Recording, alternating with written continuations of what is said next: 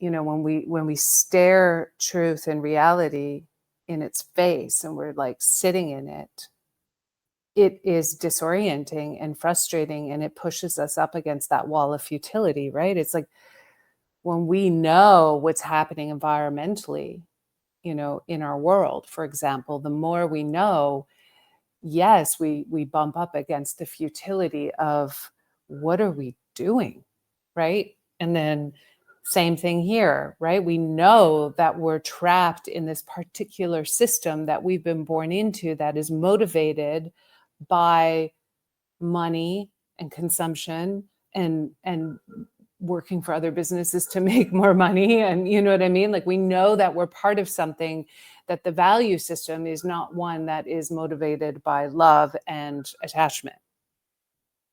It's not. If it was, we'd be living in a very different world.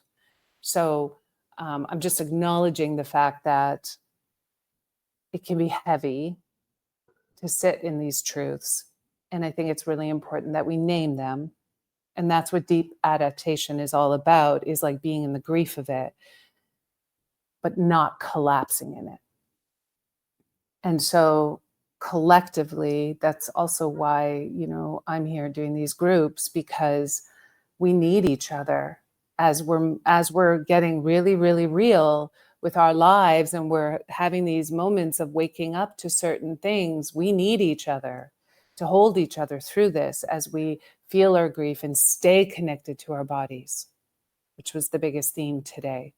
Staying in our embodied system and being with what's moving through, if it's rage, if it's grief, if it's fear, and just naming it for what it is without attaching the story to it, like, looping all the way back around from the beginning. What do we mean by that? We mean that there is a raw, emotional, energetic output, right? That is moving through our embodied system. We call it a certain emotion, but it's a chemical hormonal reaction that's happening within our embodied system, producing felt sensations.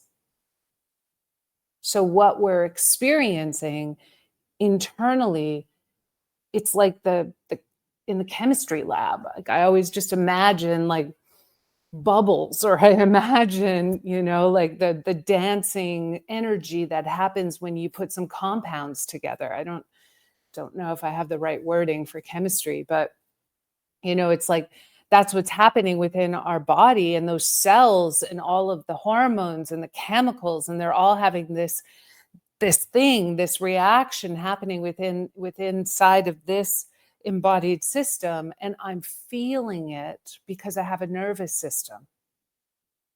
I'm feeling it. And it's the feeling of it that, generally speaking, many of us just were never shown what to do with that amount of material within our embodied system. What do I do with it? And this is why I use labor as one of the greatest examples. I know not everybody has given birth or gone through labor, but the idea being that there's something happening within our embodied system that I can't stop it, right? If I'm in labor, I can't stop the labor. I can't will it to stop. So I can't will the chemical response or reaction that's happening in my body, and it's producing what I'm labeling as an emotion. I can't just stop it with will alone, right? And so we have all these protective patterns in which we've had to learn to adapt to living with an embodied system that feels so much